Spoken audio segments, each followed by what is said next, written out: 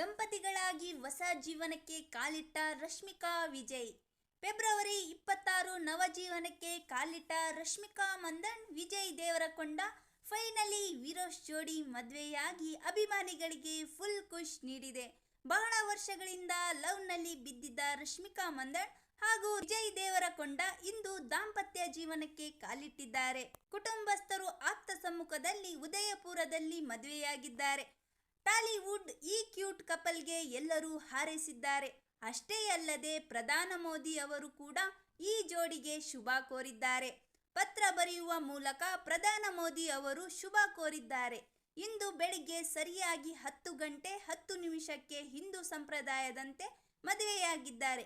ವಿಜಯ್ ದೇವರಕೊಂಡ ಮಾಂಗಲ್ಯ ಧಾರಣೆ ಮಾಡಿದ್ದಾರೆ. ಜೊತೆಗೆ ಇಂದು ಸಂಜೆ 4:30ರ ಸಮಯಕ್ಕೂ ಕೂಡ ಸಂಪ್ರದಾಯದಂತೆ ಮತ್ತೆ ಮದುವೆಯಾಗಲಿದ್ದಾರೆ.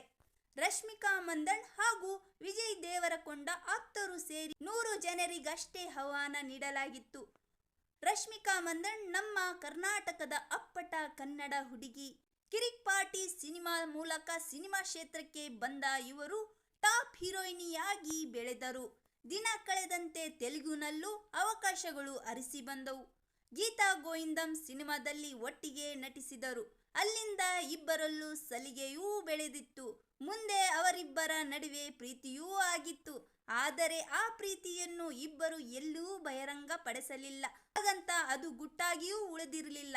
ಇಬ್ಬರು ಎಲ್ಲೂ ಹೋದರೂ ಬೇರೆ ಬೇರೆ ಫೋಟೋ ಹಾಕಿದರೂ ಕೂಡ ಪಾಪರಾಜಿಗಳು ಅದನ್ನು ಕಂಡು ಹಿಡಿದು ಬಿಡುತ್ತಿದ್ದರು. ಮದುವೆಗೆ ಎಲ್ಲ ತಯಾರಿಗಳು ನಡೆದರೂ ಕೂಡ ಇಬ್ಬರು ಸತ್ಯ ಹೇಳಿರಲಿಲ್ಲ. ಕಡೆಗೂ 4-5 ದಿನ ಇರುವಾಗ ಸೋಷಿಯಲ್ ಮೀಡಿಯಾದಲ್ಲಿ ಎಲ್ಲವನ್ನೂ ಹೇಳಿದರು. ಒಟ್ಟಿನಲ್ಲಿ ಇಂದು ಅಧಿಕೃತವಾಗಿ ಇಬ್ಬರು ದಾಂಪತ್ಯ ಜೀವನಕ್ಕೆ ಕಾಲಿಟ್ಟರು. ನವ ದಂಪತಿಗೆ ಎಲ್ಲರೂ ಶುಭ ಹಾರೈಸಿದ್ದಾರೆ. ನಮ್ಮ ಮಾಹಿತಿ ನಿಮಗೆ ಇಷ್ಟವಾದಲ್ಲಿ ನಮ್ಮ ಚಾನೆಲನ್ನು ಸಬ್ಸ್ಕ್ರೈಬ್ ಮಾಡಿ, ಫಾಲೋ ಮಾಡಿ.